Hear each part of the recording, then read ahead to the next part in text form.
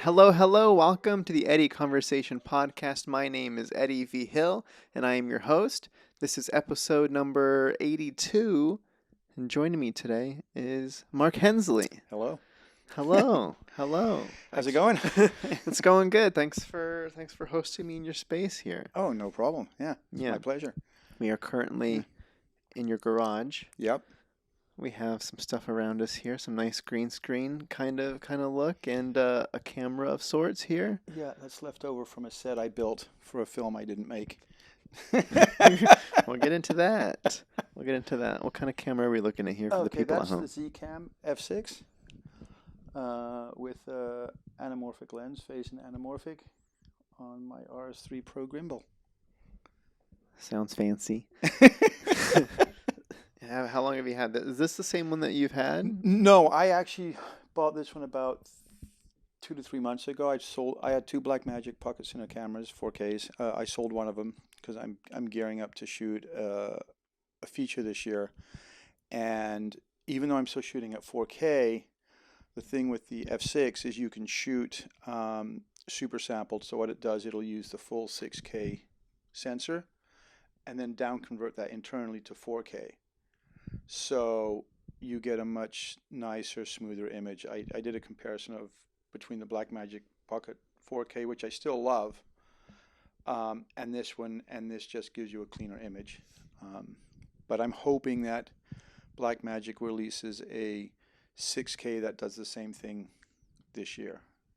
Okay, and then you'll swap them out? Yeah, actually. Okay, yeah. all right. I really like the workflow with B-RAW on the Blackmagic cameras. Nice. Yeah. All right. So I guess let's give a little bit of foundation for who you are. Yes. I think of you as okay. There's the kind of the main two pillars. I would say there's the filmmaker side. Yeah. You're the director, and the kind of the almost, I don't know how you see yourself, but like almost like a one-man band style. Yeah. Like you're totally. Capable of. Yeah. Okay. Yeah. So there's that. And then also. Sound mixer, re-recording mixer. That's basically my main gig. How I get paid is I'm a re-recording mixer, and I've been doing that for almost 30 years. So for those that don't know, that I do the final mix of TV shows and film and stuff like that. That's my main gig. So okay. Yeah. Great. I guess I'm either going to bump you up on here or let's get the microphone closer. All right. How's that? Okay. It's better. There you go. Okay. So yeah, because we just had, I guess for, those that listen to the show regularly, we just had Amir on the show, talked a little bit about the process. Yeah. But I know you've been at it longer. You've been working on bigger stuff. So I'm excited to hear some of that too. Yes. We'll jump into that. Yes. Yeah, for sure. I'm figuring out. Okay, so, where do we start with Mr. Mark? Well, I can tell you how I started in audio post first. It was okay. I was totally a music guy before I moved. Even though I'm an American, I grew up in Holland, and I always wanted to do something in music. I wasn't a good enough player or songwriter to actually be, I did play in bands.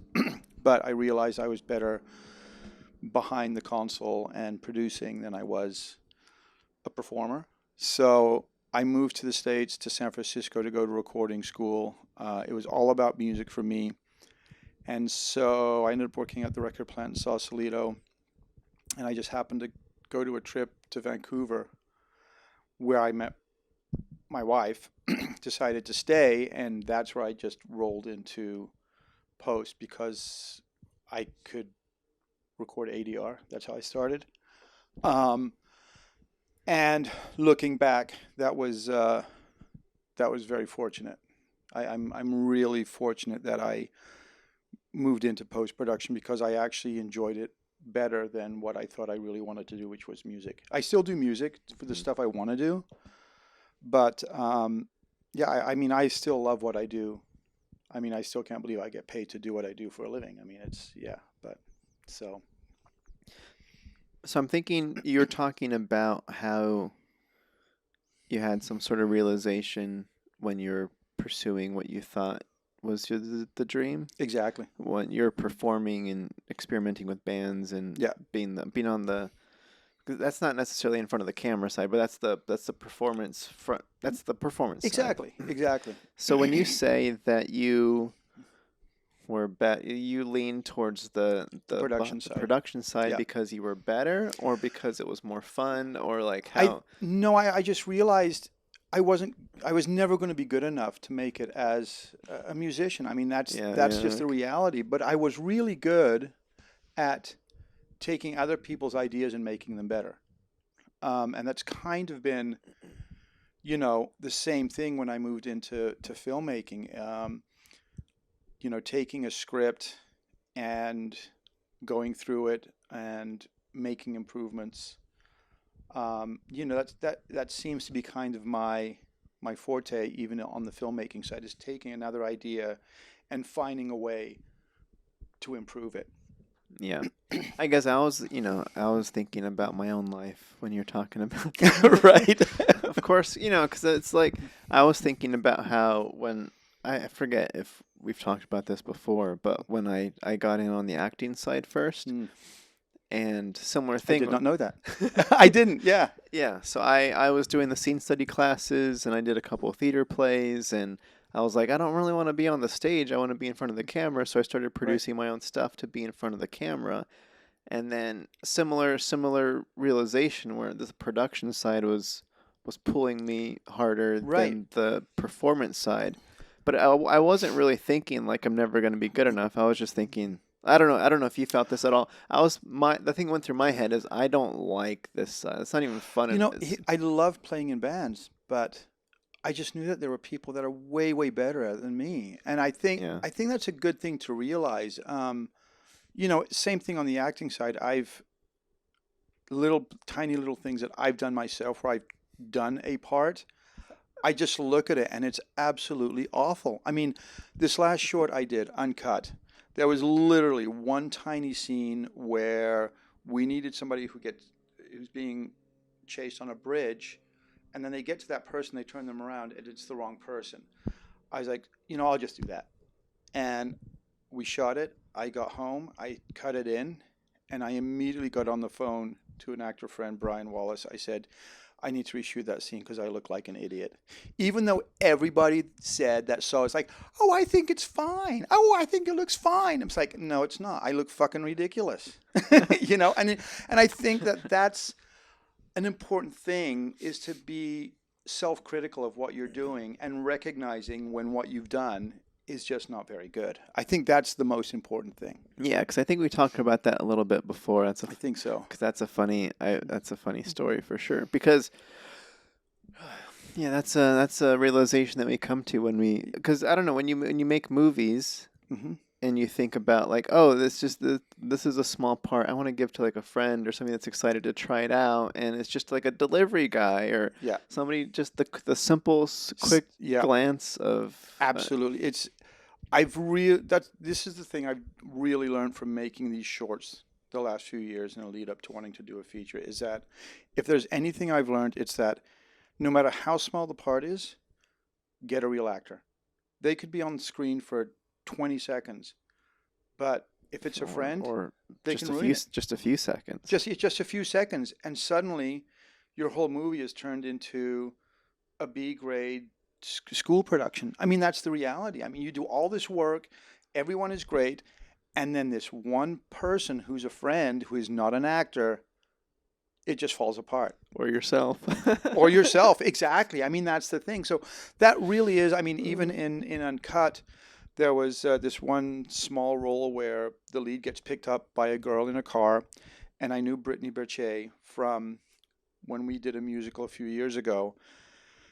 And I happened to run into her again. I said, it's not anything big, but would you do it? And, the thing is it's so believable. Like, even it's just a small 15, 20-second thing where she has a small interaction with the lead, and she's picking him up to help him escape. But it feels real. And that's the important thing. And yeah, I could have probably got a friend to do it, but I know it wouldn't have been as good. And I've really just learned that everything you shoot is important. Every single scene is important. So get a real actor. Yeah. Good lessons. Good lessons. And being in LA, there's no excuse to have bad actors in your projects that you're doing at this point, because one big thing I just recently found out: SAG has changed their rules to the micro budget contract.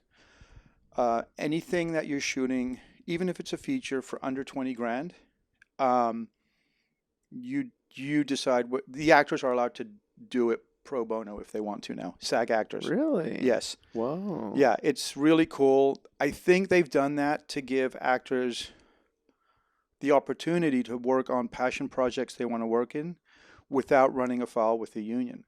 And so, I mean, I've had this discussion with Phil Adrisi, an actor friend, when I was doing Uncut, and because I hate, this is how I've ended up being kind of a one-man show, because I hate asking people to work for free, especially on the production side, because they don't really get anything out of it. Whereas actors, you know, I was talking to Phil about this. I said the same thing to him about the act. He's like, no, no. He said nearly all, pretty much all his friends who are working as day players and stuff like that in network shows and stuff like that, he said they actually like doing these projects because it gives them a chance to do stuff they don't get to do on network TV shows. So, you know, if as long as you develop a reputation for wanting to do good stuff, you will find that you should be able to find good actors for no matter anything you're doing. Well, I guess maybe let me know if you resonate with this too. It's not only just reputation for wanting to make good stuff or Mhm. making good stuff, but it's also the follow through aspect. Absolutely. Because an actor giving their time to a project that's never going to make it out of an edit is, It's useless, and that's the thing. That's the one reputation that I've now gotten, which is why I can get actual working actors to work with me. They know whatever I make is going to get finished. It's going to end up in festivals. Every single thing I've done has ended up in a festival somehow, because that's exactly the thing. It's just like, why else would they do it? Um, you know, and you can't take 5 years to finish it either. You know, it's pointless. It's like, you know, I think the biggest thing with, you know, doing these indie films and stuff like that is get it done, get it out, move on to the next one. It's never going to be perfect. I don't care how much, you know, Ron Howard in his master class says, great line, he says, every single every film you make will ultimately break your heart because you're never going to get everything you want. He doesn't. You know, he talks about all these various situations that, you know, he really wanted these shots and they just ran out of time. They just didn't get them. And that's the reality. And so move on, get it done. Whatever you learn from this project, take it with you to the next one and get better. it's great stuff. Great stuff. Okay. So, all right, let's get back to the journey here. Yes. So, you found performing into finding the production side, Yeah. meeting your who would be your wife. Yeah. And then So I rolled into doing audio posts. It started off just doing ADR mostly, because I had the technical skills to do that and work with actors and stuff like that. And this was in Vancouver. And then one day I was at the post facility. I was cutting some backgrounds actually for some show, and the owner walks in. He says, "You got to come and mix this show because the mixer doesn't want to work with this producer anymore." I'd never mixed a TV show in my life, so I went in, and it was a reality TV show called Storm Warning, and it was literally all about storms. So it was like nonstop storms for 42 minutes. And, you know, I got through it, and suddenly I was a mixer. I mean, that's literally how it happened. I'm not kidding. It's like, that is what happened. so it storms for 45 minutes. Yep. Every week I'd be mixing an episode of Storm Warning. And then I Yeah. got into documentaries for them. And, you know, that's really how it went. And So a little Yeah. bit. So was it just? Did you have it was just you, or was there like a kind of team that you? I'm assuming there's like a larger team that you worked with that you can kind There of. is what happens with in post is like when you sit down to mix the show, all the sound effects and dialogue have all been edited for you, and you bring those into your mix session, and then you mix them. But when you're actually mixing, uh, usually, for example, if I'm mixing a TV show now, I'll have another mixer who mixes all the sound effects. I'll do the dialogue and music, and we have a usually a sound supervisor is on the stage with us. So if we have to have fixes or changes, they'll take care of that in the background and get them to us. Once we get through the show, we'll play it back usually for an associate producer. They'll go through and have notes. We'll do those notes, and then we play it for the execs, and then they have those notes and we do those fixes. So the team is usually, I would say, you'll have a dialogue editor. You'll have usually two sound effects editors, and they'll split the work up between them. You'll have a Foley crew that records the Foley, and usually you'll have a music editor who delivers you the music, and yeah. Okay, so you're kind of you're the central hub of the sound Yeah, department yeah, in post. Is yeah. You're the one collecting all these pieces from everybody and That's making right. sure it's cohesive Yeah, across the full. yeah. So we just sit there, we go through the show together, and make sure that what needs to be heard needs to be heard. Yeah. Okay. So all right. So you mixed the Storm show for a while, Mm-hmm. got reps in. You said you're doing like an episode a week or. Yeah, and then I moved into documentaries, and then I actually got hired by a bigger post facility in Vancouver. I went to work with them, and that's when I really started getting into scripted TV. They had initially hired me to be dialogue mixer on the show, but because the client didn't know me, they wanted the guy that they knew at the facility. So I sat with him for about a year, and that was a huge plus for me because I really learned from sitting with him how little I knew about mixing dialogue properly. I really did. And that year with him really laid the foundation for me as becoming a good dialogue mixer. I learned so much from him that first year. And then I ended up at one point just going, I want to work on bigger stuff. Because the thing in Vancouver is, even though they shoot a lot of stuff there, it all comes back down here to post. Most of the big stuff. Nearly all the big stuff, actually. So I basically came down here and started looking for work. And then, within 3 years, I had another permanent job basically at a facility here, and I've been there ever since. So, and that was 11 years ago. Woo! Woo! Okay, yeah. I mean, I definitely, yeah. Any chance, because like, any chance you have to sit with somebody and watch the process that's been doing it for longer than you, or yeah, it's great to. I mean, that's why I love getting on set as a script supervisor, Right. or Yeah. or it's like just watching other See, people. I would love to be able to do that. Get on set with a proper set, just to have that experience Yeah. of how things are done on a real set. Yeah, yeah. It's and then you pull all the what to dos and all the what not to dos. Exactly. Yeah, Yeah. both sides. Totally. But, I mean, that's the thing, and I tell people when they want to come visit us on the stage, I always have the same thing. It's like you do exactly that. You look at what they're doing and you keep the good stuff that you think makes sense, and the stuff you go, well, I would do that different, you kind of discard, and you develop your own way of doing things. And I think that that's the big thing. I mean, there really is no one right way, unless it's mine, to do things. But I mean, that's the thing. It's like there's a million ways to skin a cat, and people have their own way of getting to that end point, and I have my own way, and it's not right or wrong. It's as long as the end result is there, it doesn't really matter how you get there. yes. I agree with the sentiment. Yeah. No, for sure. Yeah, and then of course, in filmmaking, being able to communicate it to the team, making sure everybody's on the same page, all that kind of And stuff. that's I will say that that's the years that I've spent on the dub stage dealing with clients. I can say that has been a big plus for me when I got into filmmaking too. It says, you know, I'm sure it's like it really doesn't matter how good you are, it's how you deal with the people around you and how you can motivate them and how you can get them excited about what you're doing.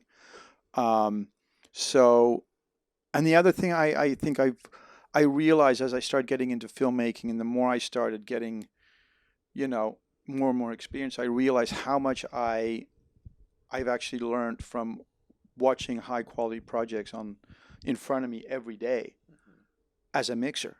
It's kind of one of those subliminal things that I kind of learned without realizing it, and that's come into play. But you know, I think the number one big thing on set is, and when you're working with people, is to know how to deal with them and not be yes, at the end of the day the buck stops with you as the director, but it's not about bossing people around. That's I don't think that's what makes a good director. A good director, I think, listens to suggestions around them from their actors, and you work together as a team. And if you can get the people that are working with you to really feel like this is a team effort, you end up with a better project. I've had that experience every single time on everything I've worked on. People who are involved with what you're doing will do a better job. Yes, yes. I guess I was thinking about like I don't know, because I work with a lot of first-time feature directors, or Right.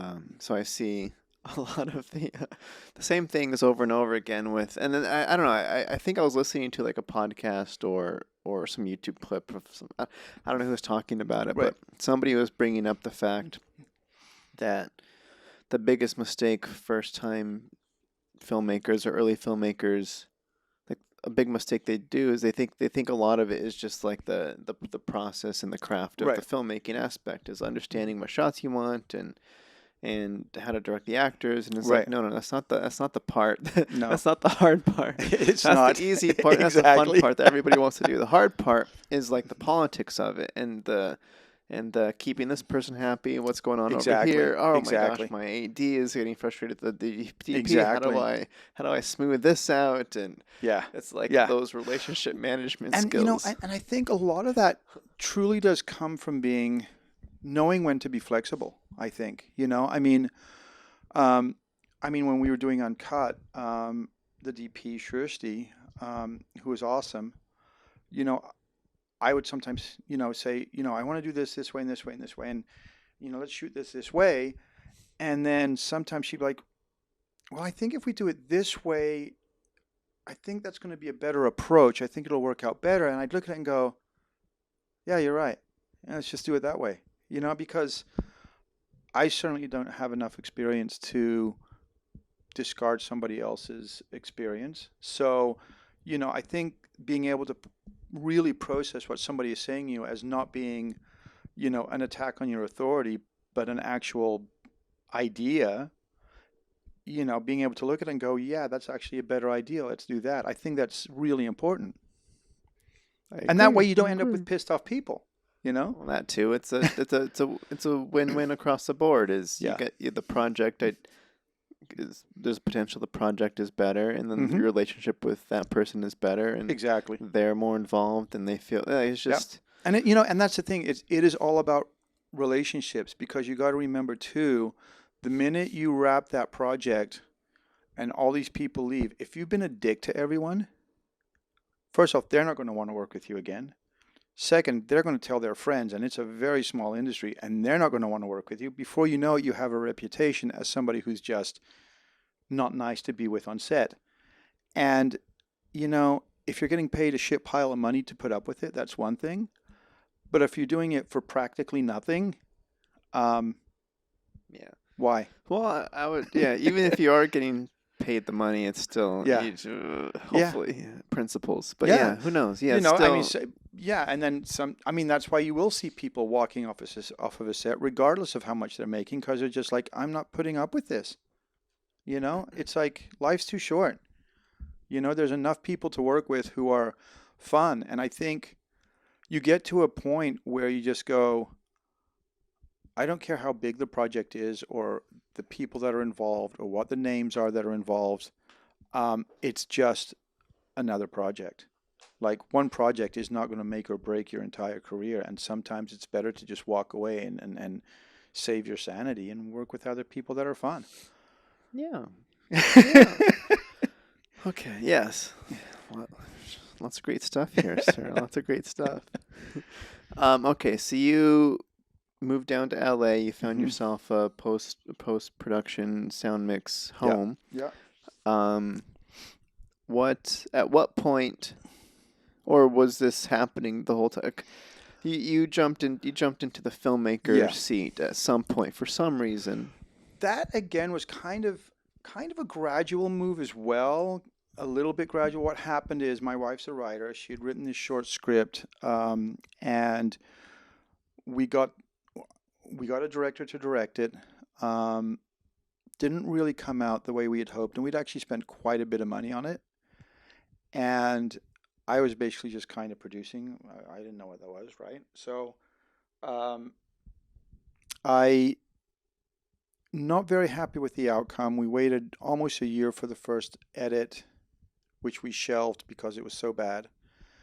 And then I had an idea for another short, and I figured I can do at least as bad a job and not waste all that money. so, Uh-huh. um, so we shot the film. It's called The Daycare, and again, I had the idea. My wife wrote the script, and it cost literally like an eighth of what the first one cost. And I did the edit, um, did everything on it pretty much after the shoot, and I did have a DP for that and a very small crew. Um, and it got into a bunch of festivals, and then I decided, okay, well, let me go back and take a look at um, the other one.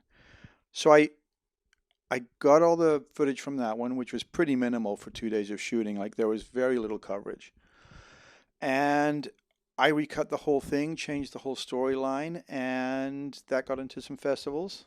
And then I had a friend who had a play that I helped produce called The Christmas Present. And at one point he said, hey, can we shoot one of the performances, film one of the performances with a camera? Now, it was a very small piece of, what is it, 3 actors, something like that. So I said, well, why don't we just turn it into a feature? Let's just shoot a movie. He's like, okay. So I thought, okay, I'm going to shoot a bunch of shorts because I'm not going to go jump straight into a feature.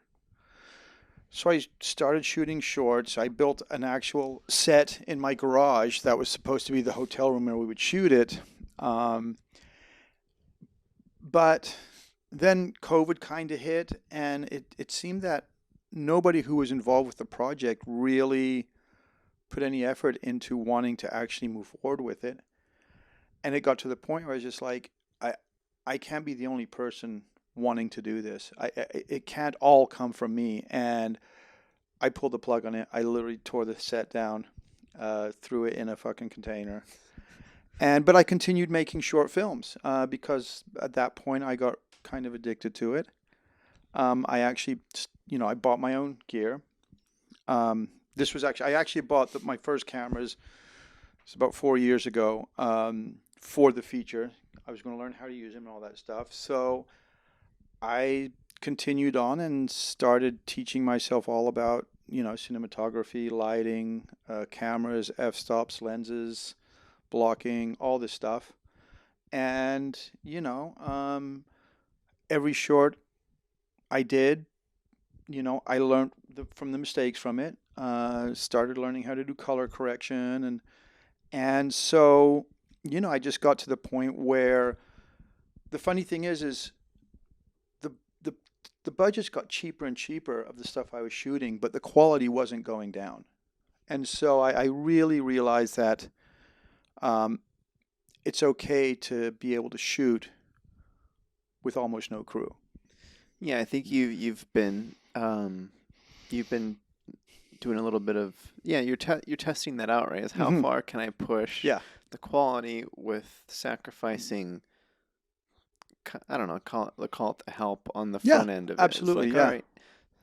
So yeah, I think you even hosted like you went on what's the app? You hosted a Oh yeah, on oh, what's that app called? It's called Clubhouse. yes, Clubhouse. Clubhouse. Yeah. You did it Yeah. I want to do another one again soon. But yeah, I just for me it's all about encouraging people to stop using the excuses of well, I don't have anybody to work with. Well, learn how to do it. It's really not that hard when it comes down to it. It's just it takes a lot of work. That's the thing. If you really want to be, one of the things I always say is that if you just want to make a film, rent the equipment, get a crew. If you want to be a filmmaker and learn how to be a filmmaker without going to film school, buy a camera and start shooting. I mean, that's it. That's it. I mean, I never touched a camera before 4 years ago, and I think it comes down to how bad do you want to do this, Mm-hmm. and I really feel that because of technology these days, if you want to be a filmmaker, you can start taking those steps without having a lot of money. Yeah. So I know, I guess I was looking at my notes for the specific topic you're jumping across, and I think it was guerrilla Yeah, filmmaking and sometimes shooting without a crew at all yeah, in multiple locations across LA. Or yeah, can you clarify examples of yeah. what you've accomplished with Well, little? I mean, this last short actually that I did is called The Visit, and because I've been able to put together a setup where I can literally shoot without a crew, including sound. Um, the whole the original script started out. John arrives at the train station and gets in an Uber. That was it. Well, I turned that into a whole opening scene of him arriving at Union Station, getting off the train, walking out, hailing his Uber, getting into it. And I shot that entire opening scene, and I'll admit it looks really, really good. I mean, it really does. It looks awesome.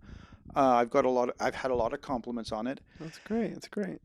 I was able to shoot that at Union Station because I didn't have a crew. Because the minute you have, I would say, the biggest offender, even if you're just somebody with a sound guy with a boom, now you're a professional filmmaker, you're going to have problems. So all of that stuff, I whenever I'm shooting full on guerrilla in public spaces, I will never use a boom um, Yeah. because it's going to draw attention.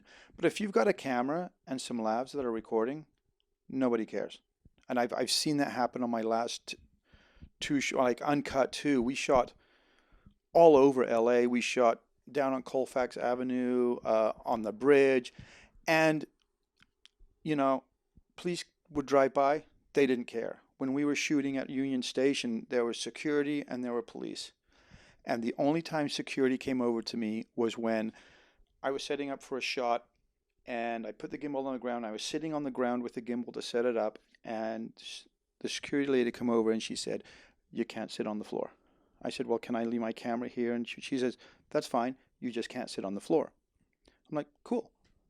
That was it. That's the only interaction I had with security the whole evening, and we were there for like 3 hours. Mm-hmm. So Mm-hmm. if you have a tiny footprint, nobody cares. Yeah. Yeah. Yeah, because I guess those are the things, right? Is you have to, yeah, the tiny footprint, as you mentioned, Yeah, absolutely. the anything that draws the attention, which, like you said, the example you gave was the boom, because Yeah, that's obvious sign of something's being filmed. That's yeah, really just way high up, and you yeah. see everything that's going on. The other thing is, I think I don't even know.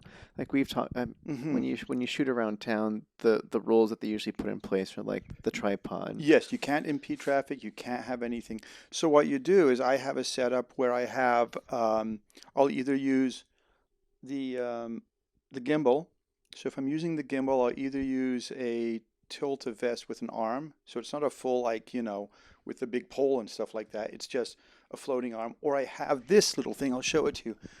It looks silly, but it's freaking great. This little thing right here, what I can do, I put that on, and I can, if you take a look at the camera, this right here, this folds up, sticks in here, and I can either use it with the gimbal or without, but it's very low profile, basically. It's very much not obvious that you're shooting. And so... And all this is, I guess, for people that are maybe not watching the video version, it looks like a belt. Yeah. With a pipe. With a pipe on it, basically. And it was like $40, but it works, and it's one of those things where it's like, if you don't have it, you're like, shit, I wish I had this thing to help me like carry around this 10-pound camera. Yeah, it gets heavy. Those things get heavy. It does. That's exactly it. Whereas this, it rests in there and you can just shoot. And it's not obvious that you're shooting a real film. Yeah, you can be sneaky. Okay, great. I guess here's the thing. I know, like, just say even me, I get terrified. Okay, a few places my brain goes. Yeah. Is I just came off of your film. I just came off of a feature that I first AD'd. I don't know, in Lake Tahoe. I've talked about it a little bit. Right. I guess more of the point is while I'm ADing, my creative energies are building up. I'm like, all right, can I just like get in the chair and start directing? I need to direct something because I'm going crazy, doing all this logistical, coordinating mess. Yeah, totally.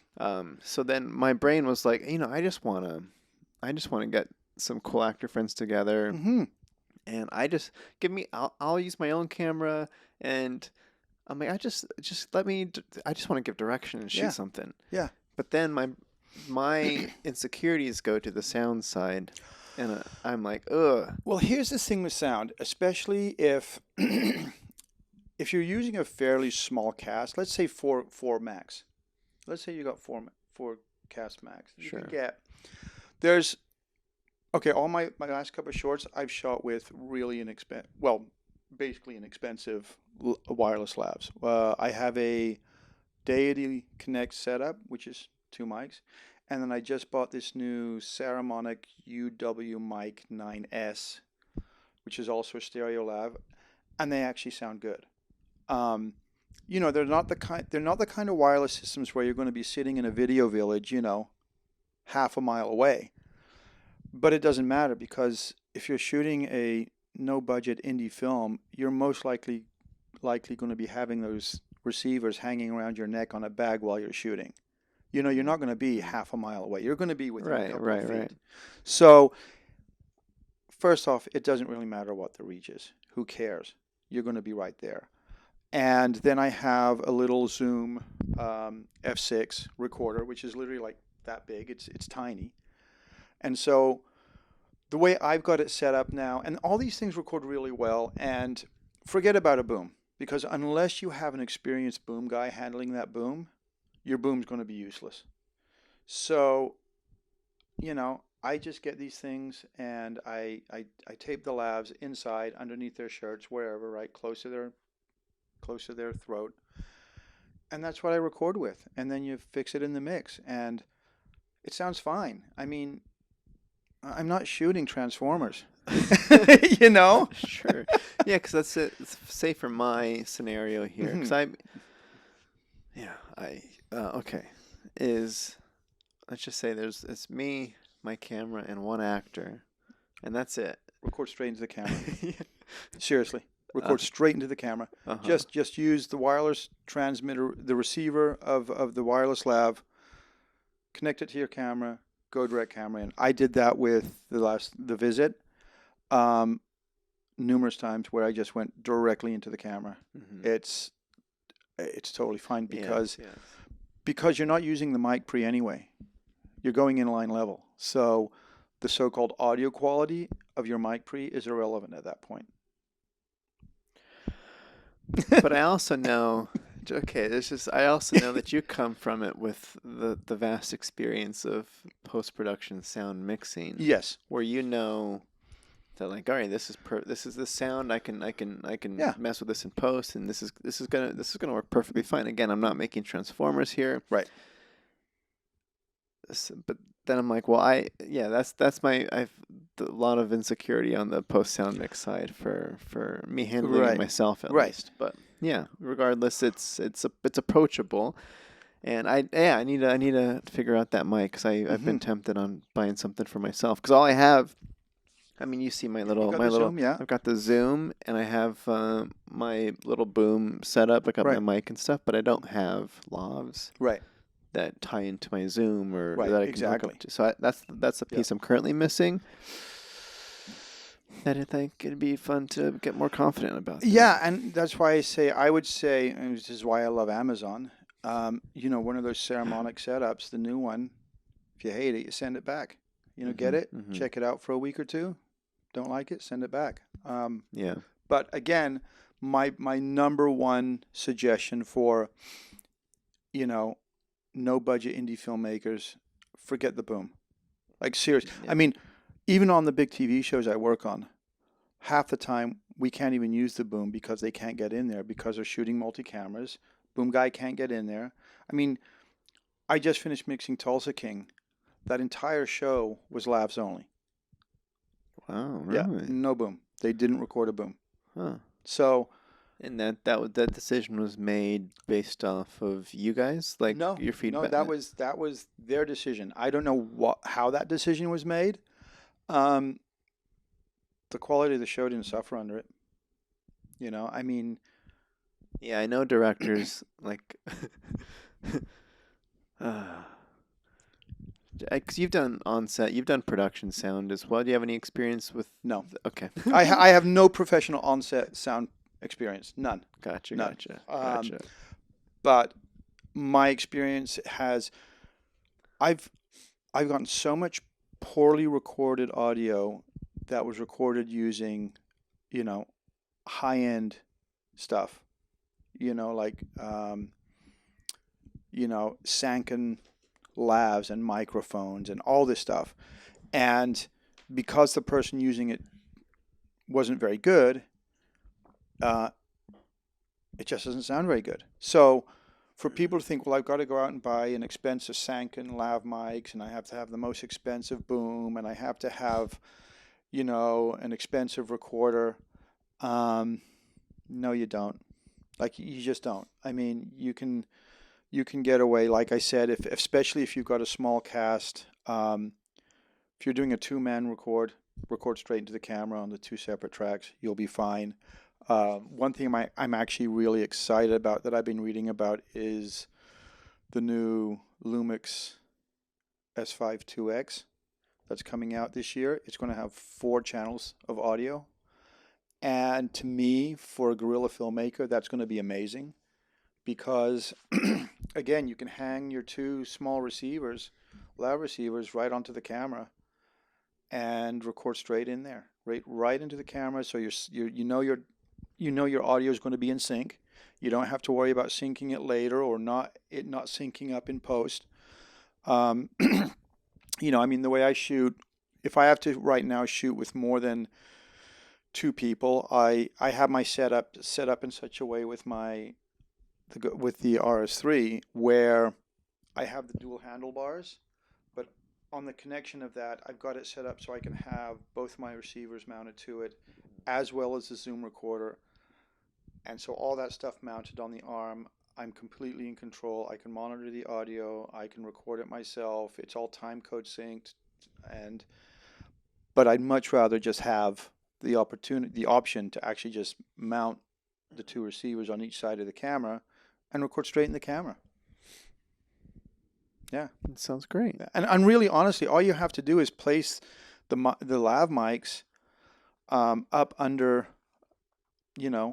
close to where their mouth is, under their shirt, and it'll be fine. It'll be, let's put it this way, it'll be way better than a poorly recorded boom mic. Seriously. Yeah, because I know. Again, like you said, you get a lot of bad audio from bad on-set sound. Yeah.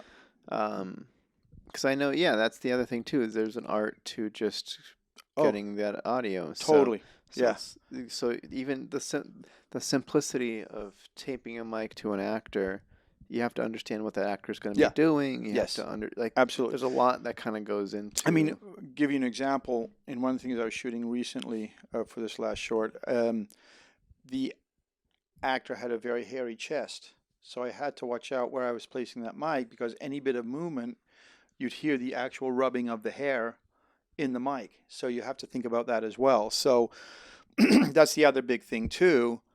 It's like when you're shooting, you look at what you're shooting to make sure that it's right. Same thing with audio. You have to monitor the audio you're recording because don't go by what you're seeing on the meters. You definitely need to have your headphones on to make sure that things aren't getting weird because otherwise you get back after the shoot and you have a bunch of audio that's unusable.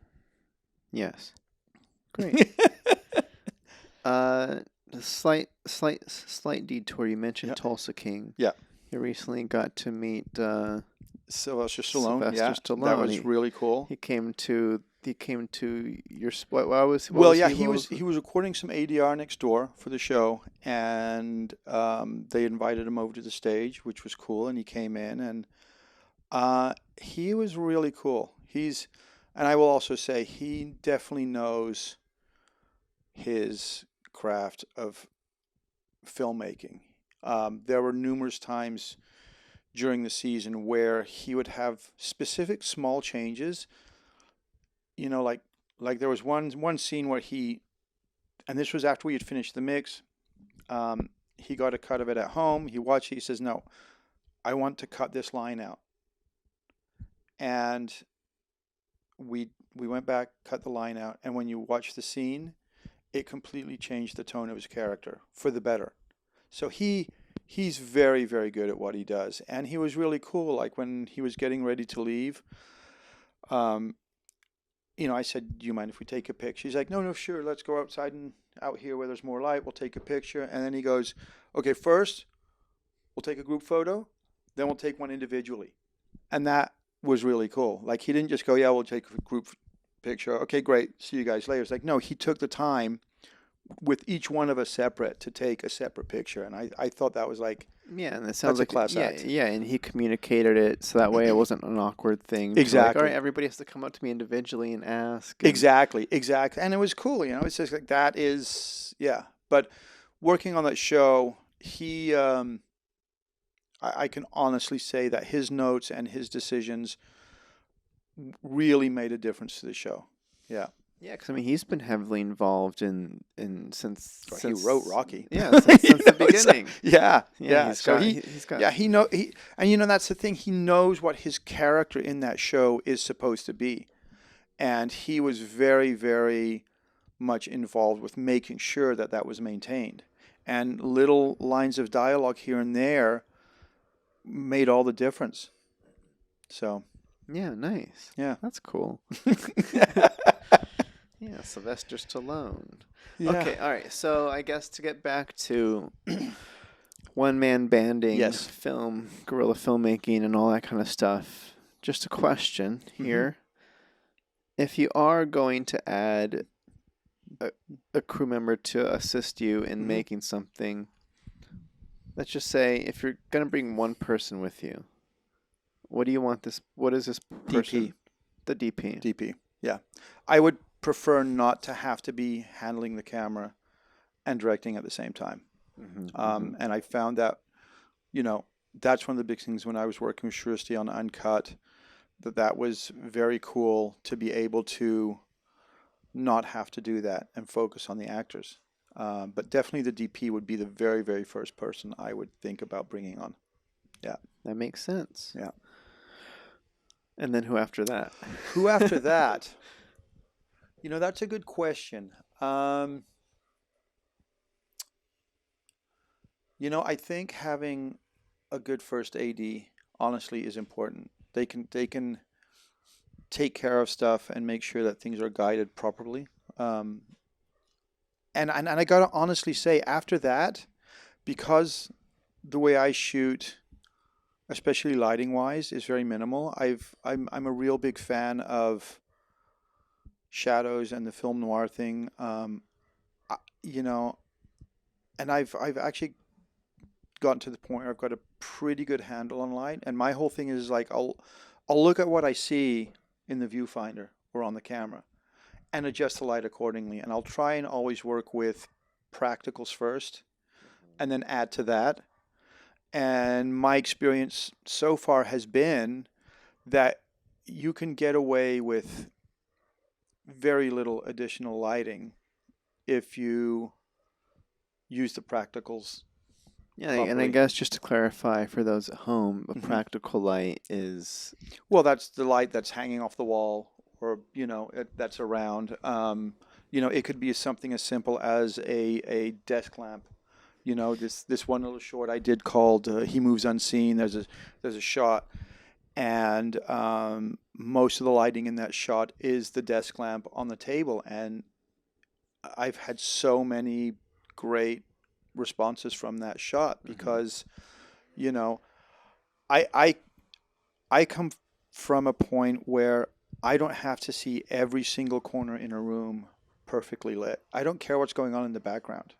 Um, I only care that the things that need to be seen are lit and that you can see. And I I'm not a big fan of really brightly lit locations. I mean, I there was a thing on Reddit the other day that I read, and this guy had shot this short, and he's like, we had to improvise most of this because the actor that was supposed to play the father didn't show up, or he had to cancel, so he had basically had to improvise this. And it's this guy comes to this his friend's house, and it's Christmas time, and I basically said to him, I said, well, there's nothing wrong with the improv, and that was all real well done. I said, but it looks like you're in a freaking doctor's office. It's so brightly lit. It's Christmas. This should look warm and inviting, but it's none of that. So your biggest problem here is your lighting guy and your DP. Like they should have focused on what's the mood of the scene. And I think that's my big thing is I always try and focus on what mood am I wanting to convey, and I'll light it for that. Yeah, and your moods are typically darker. Darker. Definitely. Definitely. Yes. Yeah. I'm always seeing your latest stuff, and I'm like, yep, this is Right. classic Mark Hensley. Like you said, the noir kind of Yeah. heavy shadows Yeah. and dark rooms, and I'm like, Yeah. yeah, Yeah. It's I don't know. I really like that. Yeah, I've always been drawn to that style. I mean, I think it harkens back without knowing it. One of my biggest influences has been the original Blade Runner. It's, that whole, it's just brilliantly shot and it just, yeah, it looks great. it's a classic. Yeah. Yeah. Okay. All right. So DP and AD. That makes sense. Those Yeah. are the big heads of the Yeah. giant production teams. Yeah. Yeah.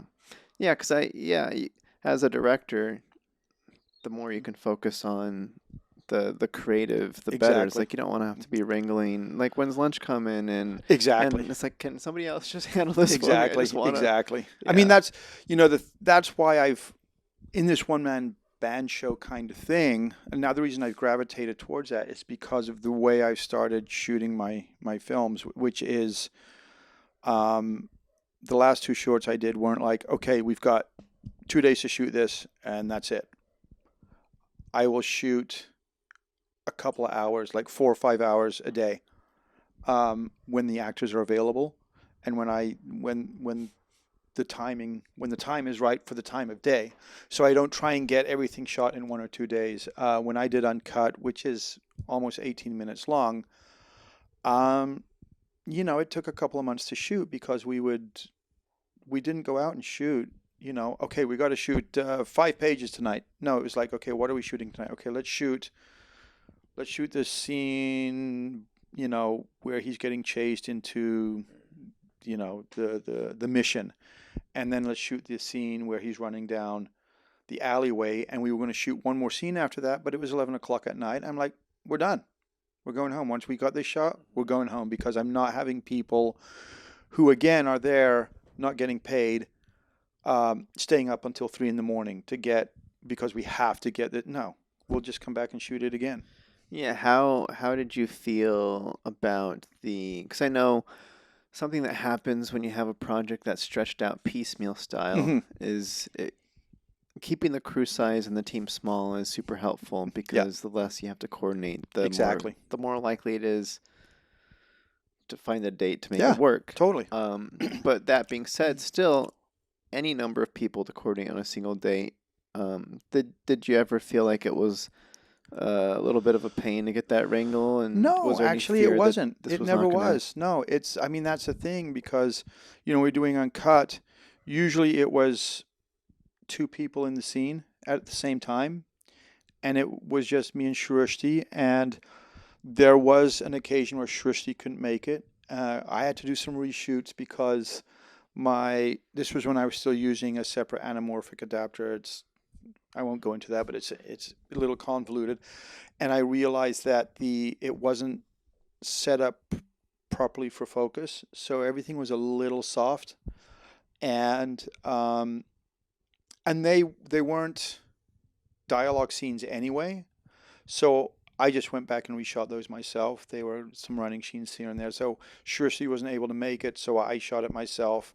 But mostly Shirley was there. Um, Yeah, and that's a little different too because you had already shot it before. yes, So so it was easier. We knew exactly what we were going to yeah, do. So I just set the camera up again. Now it was in focus, and we shot it. So yeah, definitely that made the difference. It was almost like the first time was a rehearsal, and the second time we got it. yeah. She helped you figure out Yeah, where it was all gonna go, and then you're like, all yeah. right, But yeah, again, that's the advantage of also having your own equipment and shooting it that way. Is that because what I would do every time we shot something, I'd immediately put it in Resolve, edit it in, and I told all the actors too in advance. Is like, if anybody sees anything they don't like and they want to reshoot it, we'll reshoot it. So we had the opportunity to go back and reshoot scenes that we just weren't quite happy with. yeah. Let me ask you about a little thing that I work a lot of in film with, and the extended shoot stuff worries this part of my brain a little bit. But let me hear how you Hmm. combat that. And it's called continuity. Okay, continuity. Yeah, like I'm thinking of like actors' hair growing, losing costume pieces, or like Well, I mean, you don't want to stretch it out too long. yeah. Um, Even like in 2 months' time, yeah. stubble changes. Like I don't know what Well, like that it's kind of funny stuff. you mention that, but I don't know if, and I have to admit, if I go back and think about uncut, I can't think of any major uh, facial hair things or hair that were very obvious that would have changed, um, or that did change. I actually can't think of any. And our actors were very, very conscientious of their wardrobe and making sure that they had the same thing. They had footage that they could look at and make sure that they were wearing the same thing again. Um, so they were very much involved with maintaining their own continuity. So that was a Yeah, plus. So, but again, I think that comes from having this very inclusive way of working where everybody's input is more than welcome. yeah, You and know? you would cut it, and they'd have the footage Yeah, as you were shooting. yeah. You know, That's helpful I mean, for sure. there was this one scene where Sam was coming outside of the building, and I was really inspired by by the film The Third Man and the way that was shot with the shadows and all this stuff. And the first time I shot it, um, I realized that when I got home, I zoomed in on this one part of the shot, and that was how I wanted it to look. But it was by zooming it in like that, it didn't look. Well, the focus was off. So again, so that was again a perfect example. It's like, okay, now I know how I want to. I know how I want it to look now. So now let's go back and reshoot that scene.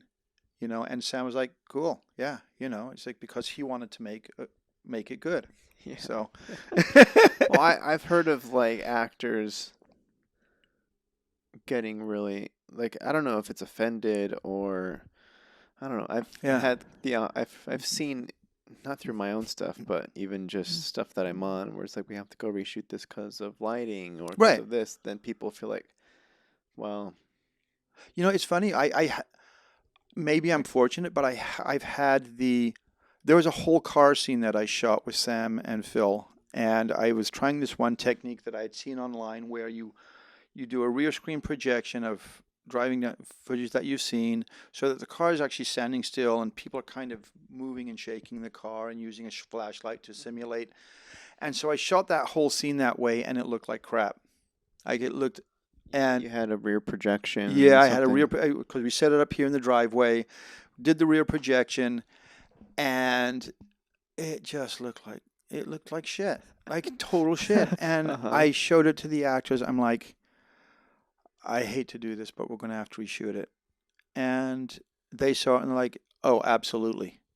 Absolutely. I said, it has nothing to do with what you They're guys like, did. yes, please. Yeah, totally. You know, when we were shooting the scene of Sam running down the alleyway and the girl coming into scene, actually, it was the tunnel.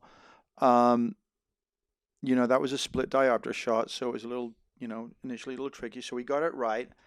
And when we finally got the shot the way I wanted her to come in so that her shadow would be at the exact right angle, I was like, okay, that's great. Yeah, we got it.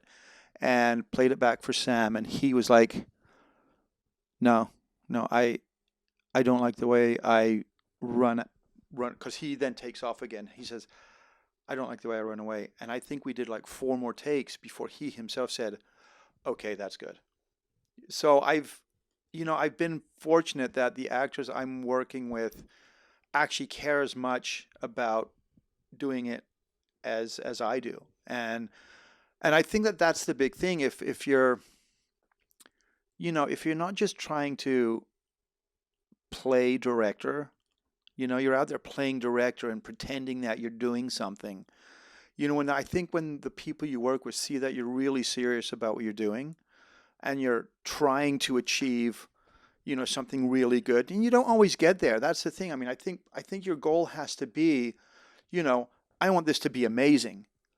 Um, you're not always going to get there. It's just not. That's just the way it is. I mean, there's things in uncut still that I wish I would reshoot, but I've moved on. It's done. It's over. It's been in a bunch of festivals. It's won some awards, so I'm fine. It's a fuck it. That'll be the next one. Yeah. And but you have to, if you can convey to the people that you're working with that that's your goal and that you're really serious about this being as good as it can ever be, then they're going to want to do the same thing as well. And I think that that's how you can move forward as, even making no budget, shorts and films. Yeah, I'm all about that. That sounds lovely. 'Cause I know it's a tough balance sometimes as director when like you said you're very specific about some things Yeah, and then some things it's like okay you're specific about that great then like you said yeah, I need you to hit this mark because the shadow needs to be like this exactly, specifically so exactly. this is what I want and then he speaks up well the way I'll run away this I don't so yeah it's Yeah, kind of for me like to turn around and go, no, it's fine, that is being dismissive of your actor. When you listen to them and go, okay, yeah, if you think that that's wrong, cool, let's do it again. hmm I'll stay here all fucking night if you want to. yeah I mean, that's the thing. yeah because then sometimes it comes up. Yeah, I guess the tricky situations are sometimes when it's important to you and it's Mhm. important to them too, and there's that little bit of the Yeah, finessing through that. But that's again, it's good that they care and you guys can have the exactly, exactly. conversation. And And and you know what? That's to me, that's when it's fun. That's when it's fun when you know, when you know that people are working with you that just want to do their best. It's yeah, yeah, yeah, it's fun. my heart is being warmed. Yeah, it's yeah. So, and again, there's a lot of great actors in this town that are like that, and I think that it's for somebody starting out, it's a matter of injecting yourself in that culture. When we first moved to LA, one of the first things we did, we found out about this thing called Tuesdays at 9. Yeah, and then Tuesdays at 9, just to clarify for people, that's the an in-person Yes, event, and it's like a it's a cold read thing. yeah cold Yeah. reading.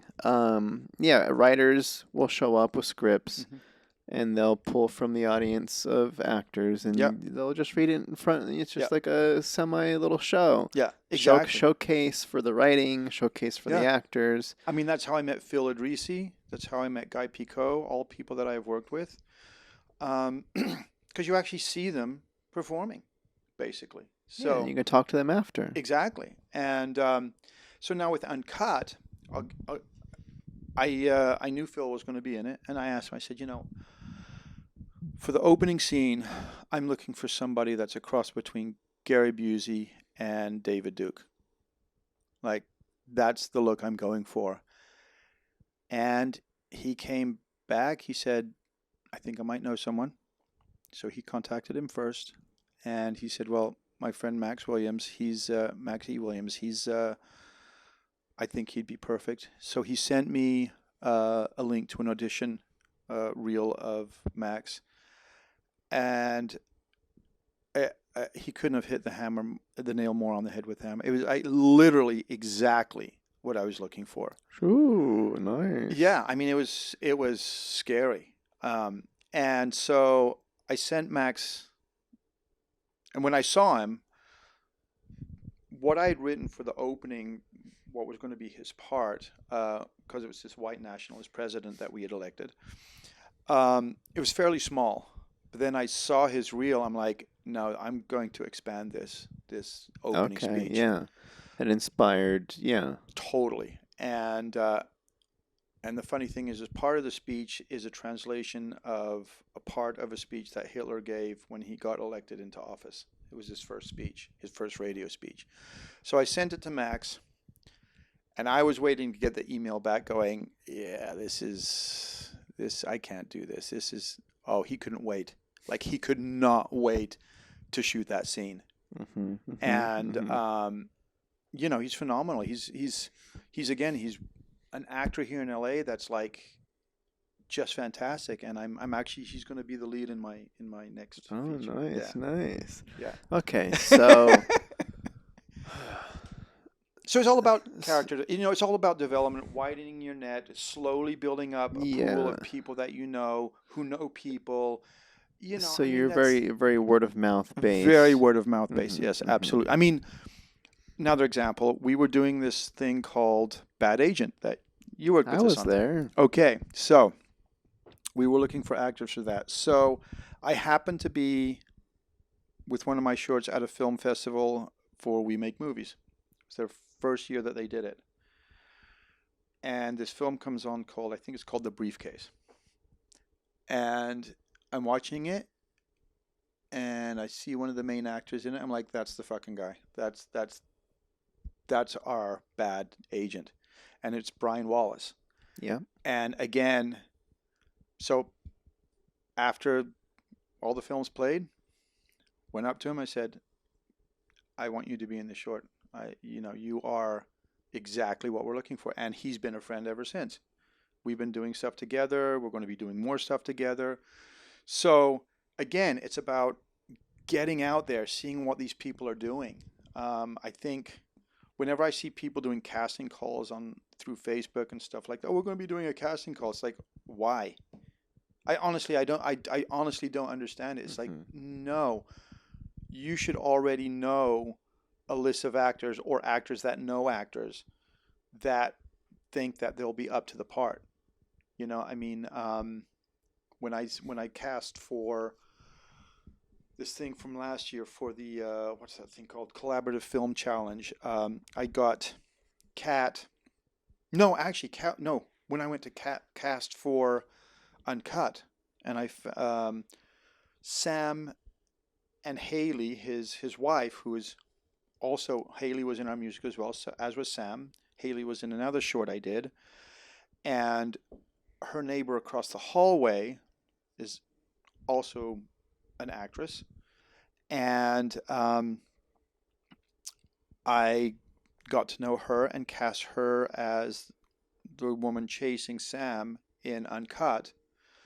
And when it came time to do this thing called For Collaborative Film Challenge, I picked her to play in it, and again, she's great. She looks great on screen. She just has this presence, and she too is going to be in this next feature I'm doing. So yeah, casting, Yeah. no, I mean, Okay. yeah. Well, all right. So we are we're nearing time here. Yes, I'm sure we are. I have so much more I want to bring up, but I don't know. Okay, I'll keep just quick, some maybe some Okay, more I'll more. try and keep it short. I'll throw something fun here, and Okay. this is because okay, maybe three things here. This one's easy. You posted on Facebook recently. It kind of made me laugh. I think I just left a like on it, but it Right. made me laugh. You're talking about white noise and watching paint dry. Oh Like you my had God. Yeah. you had a did I screenshot it for myself to pull it up here? But the post was like, "Hey everybody, I tried putting on some white noise tonight to go to sleep, and then Yeah. promptly followed that up with watching some paint dry." And here's the problem with white noise. I don't even remember what the freaking movie was about at this point. I don't. Okay. Which one was that? That was with white noise. That was with God, what movie is that? I have no idea. It's honestly, I watched the movie and I'm like, right now, I couldn't even tell you what it was about. Oh, okay. Because It's frightening. I thought you were talking literally about you had a white noise machine. No, that it's a you were movie. Okay. It's a movie, and I'm watching it going. What?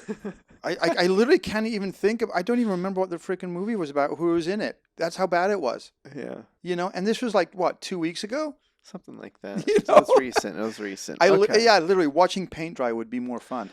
Okay. Great. So you do post your reviews here and there, little Yeah. thoughts. I'll skip to. Did you know, everybody at home, that Mark Hensley has an Emmy? Yes, I do. I know when we were first, one of our earlier interactions, we were shooting some stuff in your backyard, I think. Right. Yes. And I think because we were at your, I don't know if that was my first time at your home or what the case I was, think so. but you were like, hey, you wanna feel the Emmy? I don't even want to hold it. I guess Right. This is something people like to do. So I was like, oh yeah, this is an Emmy. Fucking heavy. Yeah. This is heavy. And then you're talking about, yeah, do you have, I'm sure you have a go-to story on, like, because I don't know, in the film industry, there's the weird thing of you have to submit yourself for Emmys, right? Or Yes. The way it works with all these awards, it's just like with the Oscars. You submit because TV, for example, TV, you would submit an episode that you think is worthy of, being nominated for consideration. And then what happens is the members in your peer group, and what that means is you have to be a member of the Television Academy, but you can only vote. Only people who are sound people, members, can vote for sound for the Emmys. So they'll have this huge list of TV shows that have been submitted for consideration, and then basically your own peers pick out of that list what they think are worthy of being nominated. Then when you get nominated, those same people will then vote for the top 5, and then you find out who's winning. Yeah, because I think firstly, the Emmy was for which show or which? That was for Genius. Genius Picasso. Okay. And what year was this? It's about 4 years ago now, I think, something like that. Okay. And then I remember you saying prior to that too, your team was expecting to win an Emmy for something like the Mayans. Yes, before that, I was nominated twice before that as well. First time was actually for, what's it called? The show with Neil deGrasse Tyson, Cosmos. Oh, Cosmos. Yeah, and everybody I knew said, because the category it was in, which is basically documentaries, nonfiction, 1 hour, they were like, there's no way you guys aren't winning that. It's just not going to happen. And literally everybody who worked on that show, including sound, everybody won that night except me and my mixed partner. Oh my. So then fast forward, I think it's 2 or 3 years later, first season of Genius. And this was the Ron Howard episode, and it was a really good episode, and a lot of hype. And we got nominated again, didn't win. And then the following year is when we got nominated for Genius Picasso, and I literally said to my wife, I'm like, we're not going to win because no, it's not. It doesn't have the hype of the previous year, and there's a lot of good shows we're up against. I mean, it was a lot of stiff competition. I said, but we're going to go. It'll be fun. You know, we get to go to the governor's ball afterwards. It'll be fun, and we won. So, yeah. you know, like literally when you least expect it, it was like, what? Seriously, this one. I thought yeah, the other ones were a little bit better. exactly. You know, like, and sound wise, honestly, the other two, in my opinion, were better. But hey, Okay, I'll well, take it. that happens. That's how it goes. Yeah. And then I know I saw this. For some reason, I guess I haven't been seeing these shares or whatever. But you have a big birthday coming up. Yep. Next year, 60. Number 60. Yeah, I'm an old fucker. Congratulations. So I was kind of surprised. I'm like, oh, I didn't notice. Like, this wasn't something. I don't think you're sending invite. I don't know how you're sharing it, but the point is there's this kind of like a long. I think it's in July. Yeah, it's in July next year. It's going to be in Holland because that's where I grew up. And I have a lot of friends over there, and we're going on vacation to Europe again next year. Okay. So Because on the thing, it doesn't even specify where it's at. it does actually. Does it? Yes, it does. Where does it say? It says Breda, Breda. Oh, really? Yes. I clicked on it today. Really? Doesn't it? I'm pretty sure it It's says. probably there. Oh, okay. So I assumed it was in Los Angeles. No. I'm like, well, I guess I'm not going, people. Unless you fly to Holland. Because I saw, what I noticed was Amir said he was going on there. Oh, that's funny. So I'll I have was to like, take a well, look. I guess I'll click it too. July is a little far I'll away, have to but take a look. I'll have to make sure that it actually says Breda. I'm pretty sure I did put that there, but well, you you have to kick me off the list. You know, I'll put Breda, Netherlands. Then more people will realize that it's not going to be not like downtown. a bar or something. Yeah, exactly. Yeah. Okay, so what are your hopes for this new Well, for the celebration itself? I guess. How do you celebrate something like that? well, I'm going to have a bunch of friends. There's a place in the town in the city where I live. It's it's like a big. It's where a lot of people go to hang out, and so we'll there's one of the places. It has a kitchen and stuff, so we can get food and just have a party.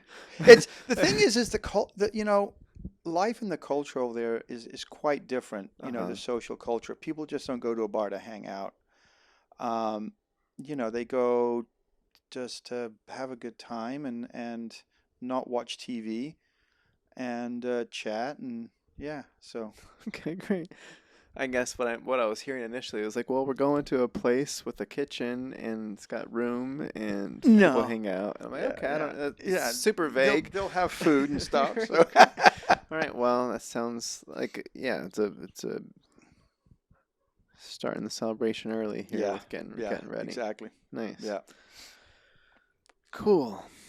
All right. Well, I know we've talked a lot about different projects. We've name dropped projects and stuff. Are these public in any way where people can watch some of these? Yeah, most of them are actually just viewable on my Vimeo.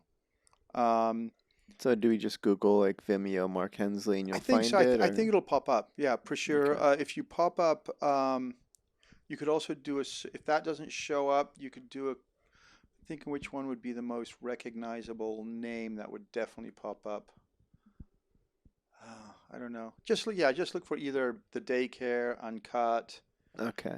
Stuff like that. So. And then for people that want to follow and keep up with what you're kind of cooking and see your latest stuff, is that the best place to kind of just be checking in, or do you have? Because I know you don't like. I'm just not big on Instagram and shit because it's I don't know. Sure. I'm on Facebook, of course, but Vimeo. And then the reason I like Vimeo is because I like it better as a streaming platform for video. Yeah, it's higher quality. Yeah. Over YouTube. It's got the professional vibe, better quality, or for sure. Plus, so that's the other thing I like about it is like when you update a video, it doesn't destroy the original link. So when you update it, old links that you may have posted somewhere will it doesn't change the URL link to see it. So nice. Well, here we are. Yeah. Here we are.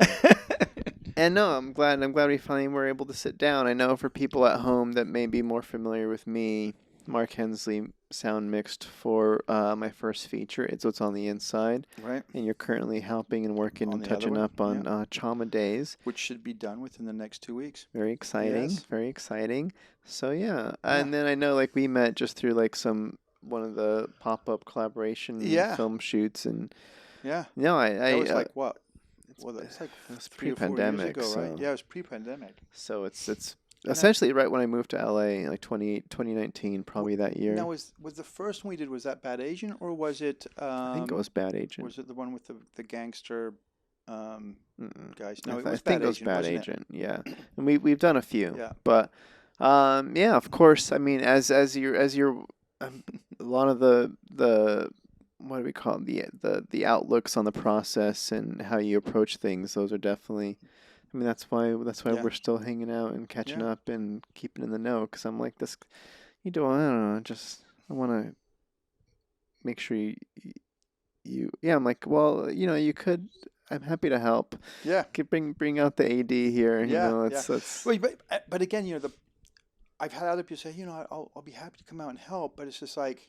The problem is most of the time it's just such short notice. Yeah. And I totally get that people can't do it. So save it for a little bit more of a specific thing. Yeah. I mean, it's like what I do with music. I have a friend who's a really experienced composer, but I only ever call on him on projects that I think are really warranted for it. Like I did it with Uncut. I'm going to do it with the next one.